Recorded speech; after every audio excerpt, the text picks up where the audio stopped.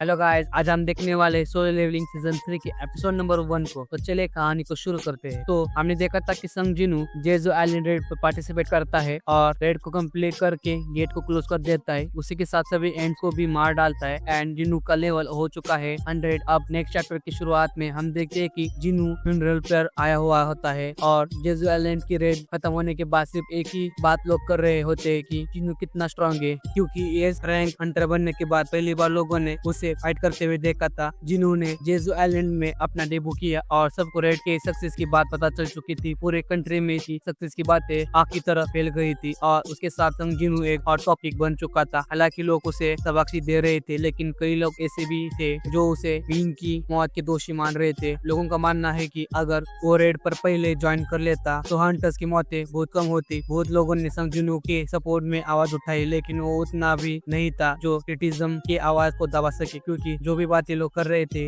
वह कहीं ना कहीं सच तो थी। और ऐसा संग जिनू को भी होता है। जब वो वापस जा रहा था, बाकियन उसे कहता है, मैं हमेशा मानता था कि एक सिंगल हीरो कभी भी एक जंगल को खत्म नहीं कर सकता, लेकिन जो कुछ हुआ मुझे लगता है कि इस बार मैं गलत हूँ। और टेंशन मत लो मिस्टर संग जिनू, तुम्हारी वजह से ही इतनी बड़ी ट्रेजेडी होने से रुक गई, तो थैंक यू। फिनरल से जाते हुए जिनू का एक इंटरेक्शन होता है चाहिन से, मिस चाहिन से, तो वो शर्मा जाती है। वही हमें बताया जाता है इस रेड में टोटल 4801 हंटर्स एंड 727 सिविलियंस ने पार्टिसिपेट किया था। उनमें से 64 हंटर्स एंड 32 सिविलियंस मारे गए। बट पिछले 3 रेड की तुलना में इस बार डेथ रेट बहुत कम था। जो भी हो, सीन चेंज होता है। जिनू गोगोनी के साथ बैठा हुआ था। गोगोनी जिनू से पूछता है, तो क्या तुम एक नया गिल्ड बनना चाहते हो? तो इस पर मिस्टर गोगोनी कहते हैं, सर्टिफाइड एस रैंक हंटर को गिल्ड मास्टर लाइसेंस लेने की जरूरत नहीं होती, तुम्हें सिर्फ एसोसिएशन में एक बार कॉल करना होगा और बाकी काम हम देख लेंगे। जिनू कहता है, ठीक है। वही वह मन में सोचता है, मुझे देखना होगा कि एस रैंक हंटर होने के कितने बेनिफिट मिलते हैं। मिस्टर गोगोनी उससे पूछते हैं, बाय द वे, क्या तुमने जेजू आइलैंड में किसी तरह के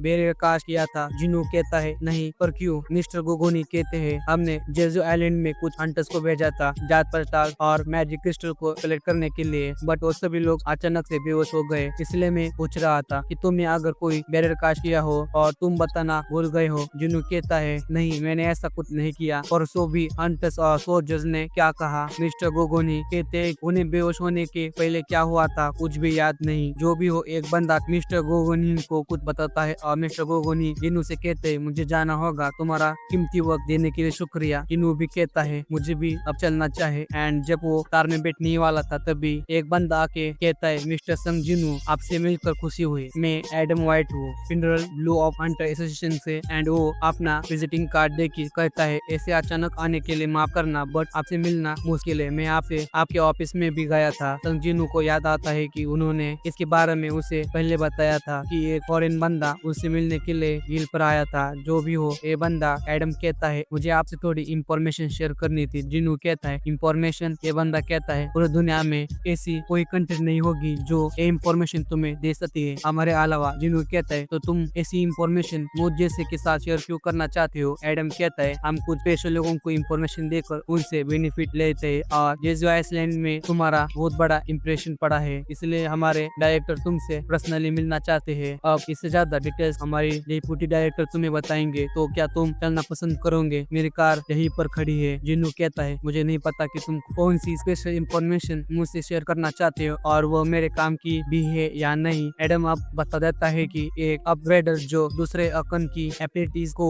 ताकतवर बना दे, कभी तुमने इसके बारे में सुना है? जिनू तो शॉक होता है एंड अगले ही पल वो उन लोगों के साथ यहाँ पर आ जाता है। जिनू यहाँ आके फेडरल ब्यूरो ऑफ हंटर के डिप्टी डायरेक्टर माइकल से मिलता है। वही एडम कहते हैं, आज मैं यहाँ पर तुम्हारा ट्रांसलेटर बनूंगा। जिनू पूछता है, क्या यह सच में पॉसिबल है कि एक हंटर की एबिलिटीज को अपग्रेड किया जा सकता है? डिप्टी डायरेक्टर माइकल को कहते हैं, बिल्कुल ऐसा ही कुछ एबिलिटी के साथ हमारे साथ कोई यहाँ पर है। एंड वो एक आदमी से कहता है, जाओ जाके मिस नॉर्मा किनल को बुला के लाओ। हम देखते हैं कि नॉर्मा यहाँ पर आती है। जिनू से देखकर समझ जाता है कि यह बाकी आओ कैनर से अलग है। माइकल कहता है, मिस नॉर्मा, प्लीज क्या आप मिस्टर संग जिनू को अपने पावर के बारे में बता सकती हो? मिस नॉर्मा संग जिनू से कहती है, एक बार मेरे पावर को देखने के बाद तुम भी उसे मानोगे। एंड जिनू के पास आके कहती है, तुम्हें पता है कि हर एक अवेकन की ट्रेन की एक लिमिट होती है, कोई भी उस लिमिट को पार नहीं कर सकता। जिनू कहता है, तो आप कह रही है कि आप ये चीज को बदल सकती हो? नॉर्मा कहती है, हाँ, मेरे पास एक पावर है जिससे मैं अवेकन को अपनी लिमिट के पार भी ले जा सकती हूँ एंड चिंते के प्रोसेस में ये चीज कर सकती हूँ। माइकल कहता है उन्होंने जो भी कहा वह सब कुछ सच है, बट मिस नॉर्मा को बहुत लंबा आराम चाहिए होता है। जब वह अपने पावर्स को यूज करती है तो इसलिए साल में करीब 2 या 4 हंटर ही इसका फायदा उठा सकते हैं। वह जिन्नू पूछता है यह प्रोसेस कितना इफेक्टिव है। मिस नॉर्मा कहती है इस प्रोसेस से पावर 20% से 30% इंक्रीज हो सकती है। इस पर जिन्नू को समझ में आता है कि इस वजह से वंग दंगसुक साउथ कोरिया छोड़कर अमेरिका भाग गया था। जो भी हो, मिस वर्मा अपना काम स्टार्ट कर देती है एंड जिन्नू का हाथ पकड़ के वो कहती है अपना आग बंद करो, यही फर्स्ट स्टेज है। और मिस वर्मा अब जिन्नू के अंदर घुसती है जहाँ पर वो नोटिस करती है उसकी चारों तरफ सिर्फ डार्कनेस छाया हुआ है। तभी वो पीछे की तरफ देखती है जहाँ पर एक इंसान उसे बहुत ही भयानक नजर से देख रहा होता है। इसे देखकर मिस वर्मा तो बहुत ही डर जाती है और वो चिल्लाने लगती है। इसे देखकर एक बंदा जिन्नू के ऊपर बंदूक तान देता है। वही माइकल कहता है अबे तू गधा है क्या, अगर तुझे मिस वर्मा की फिक्र है तो जाकर उसे चेक करना। माइकल जिन्नू से माफी मांगता है बट जिन्नू भी बहुत शॉक था, उसे समझ में नहीं आ रहा था। माइकल जिन्नू से कहता है सॉरी, मैं आपके साथ फिर कभी मीटिंग करूंगा। अब लगता है मिस नॉर्मा की तबीयत खराब है और वो एडम से कहता है मिस्टर संग को बाहर तक छोड़ के आओ। अब वे बंदा मिस नॉर्मा से पूछता है आखिर आपको हुआ क्या। मिस नॉर्मा डरे हुए कहती है वो एक इंसान था, उसका ताकत हमारी समझ से ज्यादा है। जब मैं उसकी तरफ देखी वो भी मुझे देख रहा था एंड संग जिन्नू नहीं था। ऐसा लग रहा था कि एक अनंत अंधकार जैसी चीज है उसके साथ है और तो और की पावर की कोई लिमिट भी नहीं है। सीन चेंज होता है, हमें हंटर एसोसिएशन को दिखाया जाता है जहाँ पर मिस्टर गोगोनी अपने केबिन पर बैठा था एंड वो बहुत ही परेशान था मीन की मौत को लेकर। तभी उन्हें एसोसिएशन के एक मेंबर से कॉल आता है। कॉल को रिसीव करके उन्हें पता चलता है कि हाईवे के बीच एक बी रैंक गेट अपेयर हुआ है। सुनकर मिस्टर गोगोनी अपने मन में सोचने लगता है अगर लेगोरा स्ट्राइकिंग को वहाँ पर भेजा गया तो वो भी गेट को हैंडल नहीं कर पाएंगे एंड वो फोन पर कहता है रुको मैं किसी मेजर गिल को कांटेक्ट करता हूँ। लेकिन तभी उन्हें याद आता है कि इस काम के लिए परफेक्ट इंसान और कोई नहीं संग जिन्नू होता है, क्योंकि जिन्नू का नया ऑफिस उसी एरिया के आसपास ही है। दूसरी तरफ जिन्नू कार में बैठकर उस पल को याद कर रहा था जब मिस वर्मा बहुत डरी हुई थी। वो मन में कहता है वो किस चीज से डरी हुई थी और क्या मैं उनसे फिर से मिलूंगा। जो भी हो, जिन्नू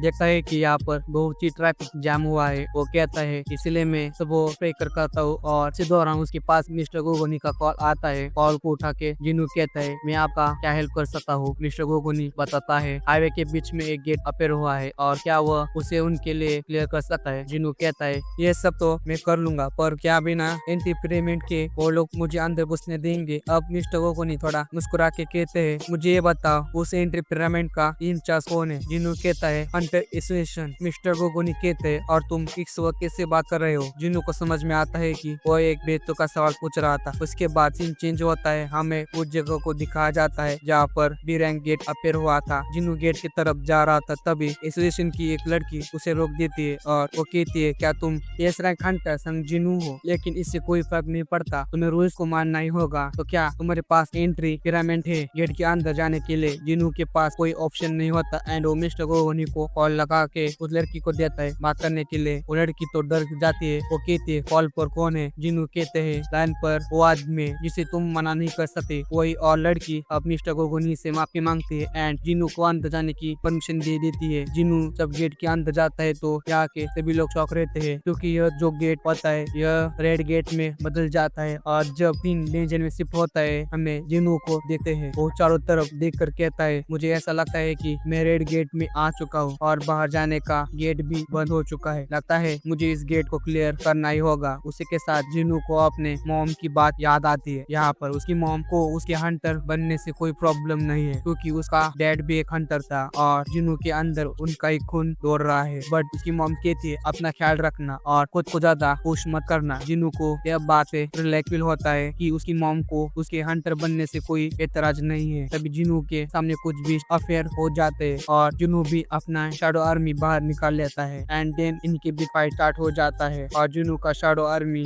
काफी अच्छे से इस फाइट को हैंडल कर रहे होते हैं। उसी के साथ हमें रेडर के थ्रू बताया जाता है कि हंटर्स हंट करने के लिए पैदा हुआ होते हैं और मैजिक बीस्ट ही उनका अकेला दुश्मन नहीं है जिनसे वो लड़ते हैं। हंटर्स को हमेशा चौकन्ना रहना पड़ता है कि वह कहीं खुद ही शिकार ना बन जाए क्योंकि दुश्मन कभी भी आ सकता है। तो फर्स्ट रेड हंटर्स को कभी भी अपना गार्ड डाउन नहीं करना चाहिए, भले ही लाखों बीस्ट को हंटर क्यों ना हंट करे। हंटर्स कभी भी हंटिंग करना नहीं रोकेंगे। रहेंगे, एक भी हंटर नहीं रुकने वाला। और अब हमें दिखा जाता है संग जिनू का जो अगला टारगेट होने वाला है वो नेशनल लेवल हंटर्स होंगे। उसके बाद सीन चेंज होता है, हम एक हंटर को देखते हैं जो बहुत ही डरा हुआ था और उसके सामने फ्रॉस्टमैन खड़ा था। वो कहता है फिर से मैं जिस बंदे को ढूंढ रहा हूँ, the greatest fragment of brilliant light, वो यहाँ पर भी नहीं है। द फ्रॉस्ट मोनार्क देखता है कि यहाँ पर कोई आया है जो उससे पूछता है तुम यहाँ पर क्या कर रहे हो। याकमंड क्रिएचर देखने वाला यह बंदा, याकमंड एक मोनार्क है, जो जवाब देता है मैं तुम्हें यहाँ पर इस लैंड के बारे में बताने के लिए आया हूँ। और ये बंदा यहाँ पर साउथ कोरिया की बात कर रहा है। फर्स्ट मोनार्क कहता है तुम उस छोटे से जगह की बात कर रहे हो जहाँ पर शैडो मोनार्क रह रहा है, तो तुम उसे मारने के लिए गए थे। यंगमन कहता है साउथ में रूलर्स ने अपने आर्मी को जमा किया है, लगता है कि वो लोग कुछ प्लान कर रहे हैं और इस प्लान के बारे में हमें भी डिटेल्स में नहीं बताया गया है। बट यंगमन कहता है अगर आर्किटेक्ट अपना काम सही से करता है तो कोई प्रॉब्लम नहीं होगा। फर्स्ट मोनार्क कहता है फिर शैडो मोनार्क का क्या होगा, लेकिन यंगमन अजीब सा स्माइल देख के कहता है मेरे पास तुम्हारे लिए एक खुशखबरी है। उस जगह पर यानी साउथ कोरिया पर ब्रिलियंट लाइट का ग्रेटेस्ट फ्रेगमेंट भी मौजूद है, तो क्या तुम जाओगे। फर्स्ट मोनार्क कहता है बिल्कुल, लेकिन उससे पहले लगता है कि हमें इस जगह पर धोखे से बुलाया गया है। तभी उनके सामने जिन्नू का डैड आ जाते हैं, बट ये लोग उस पर ज्यादा फोकस नहीं करते एंड फर्स्ट मोनार्क के गेट ओपन करता है यहाँ से जाने के लिए, लेकिन उनसे पहले ही जिन्नू का डैड उस पर हमला कर देते हैं। बट फर्स्ट मोनार्क एक सील क्रिएट करके वो अटैक को ब्लॉक करता है एंड इस जगह पर एक बहुत ही बड़ा एक्सप्लोजन होता है और सीन चेंज होता है। डेंजर में हम देखते हैं जिन्नू के सामने काफी सारे वीर खड़े थे, बट उसकी शैडो आर्मी इन सब को बहुत आसानी से हैंडल कर रही होती है। अब जिन्नू अपने इन्वेंटरी से उस चाबी को निकालता है जो उसे कास्ट रैंडम बॉक्स से मिली थी और इस चाबी का जो रिक्रूटमेंट होता है वो पूरा हो चुका है जब वो 100 लेवल पर पहुंच गया था। एंड हमें पता चलता है ये जो चाबी है वो